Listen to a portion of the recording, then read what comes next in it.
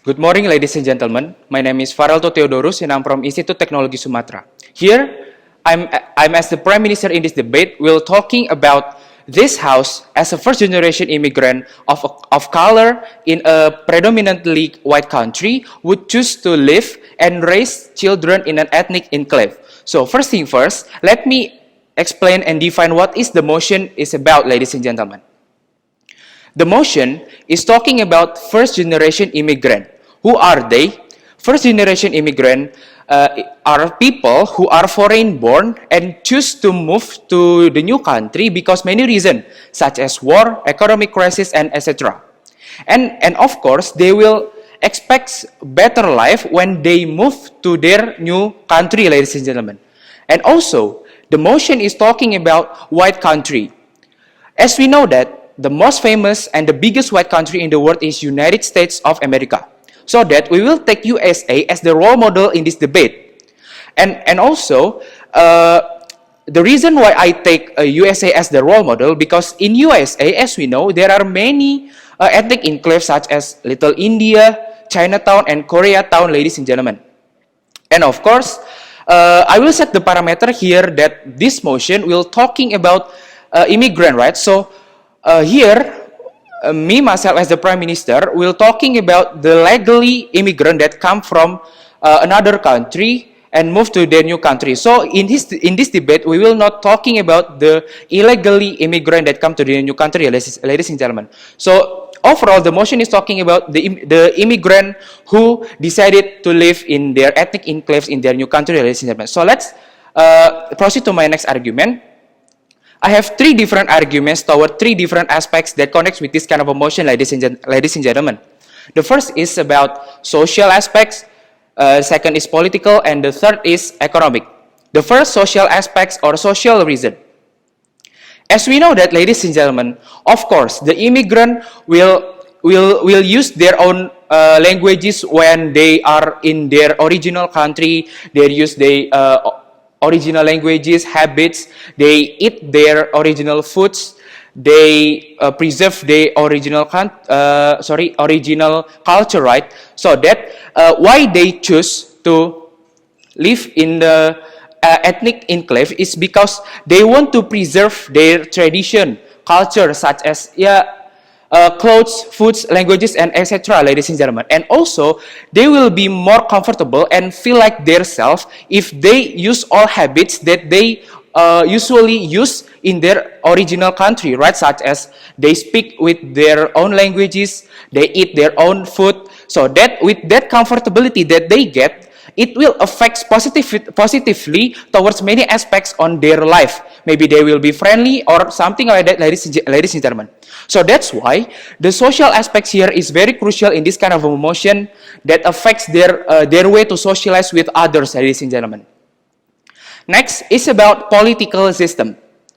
As we know, ladies and gentlemen, the immigrant system will engage two different countries, which is the country that accept and the country that the immigrant came from, right? So with this kind of connection, the immigrant can also stronger the connection between two countries because they share the same amount of the population, right, ladies and gentlemen, and also it can be the political promotion between two bilateral countries, ladies and gentlemen. So that's why this kind of a motion is really beneficial for the political aspects in two different countries.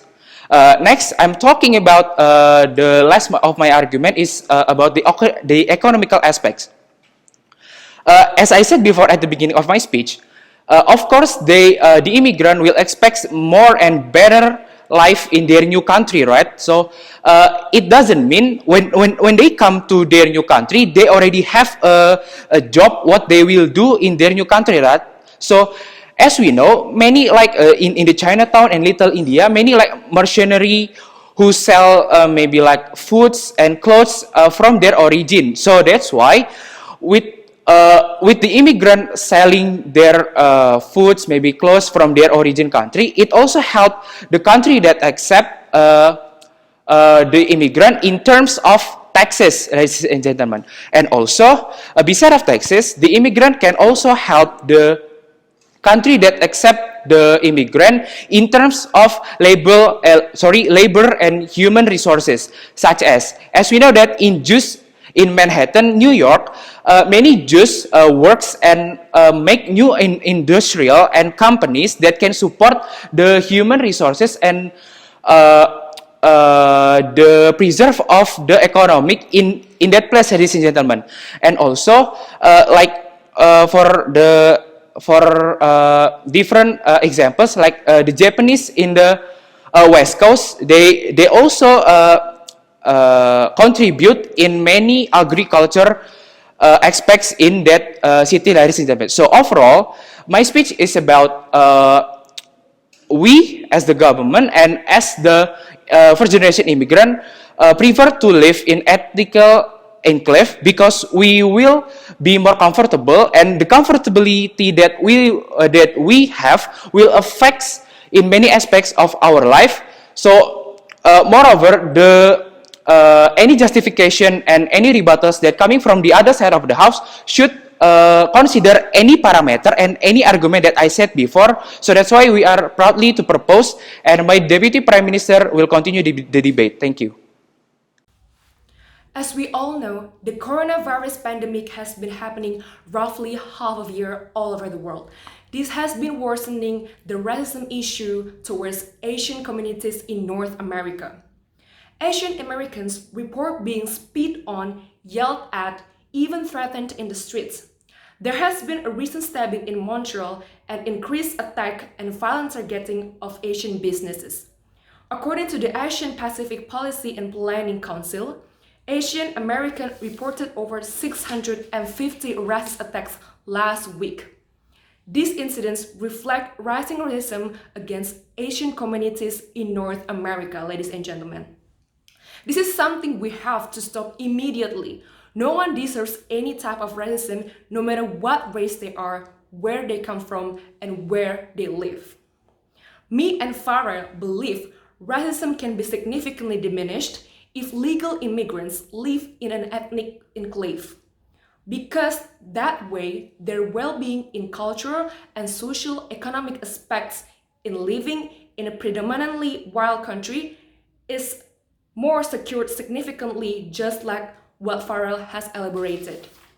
Living in an ethnic enclave also strengthen and secure better world peace and partnership, thus SDGs goals number 1, which is to reduce inequality within and among countries, can be fulfilled, ladies and gentlemen. Not only that, SDGs goal number 16, which is to promote just, peaceful, and inclusive societies, also will be brought to life. These SDGs goals clearly prohibit any type of racism toward anyone, because we, the citizens of the world, believe that anyone has the right to live peacefully and with no discrimination at all, as long as they follow the law. To conclude, we believe that as a first-generation immigrant, parent of color in a predominantly white country, living and raising children in an ethnic enclave is the right choice to make.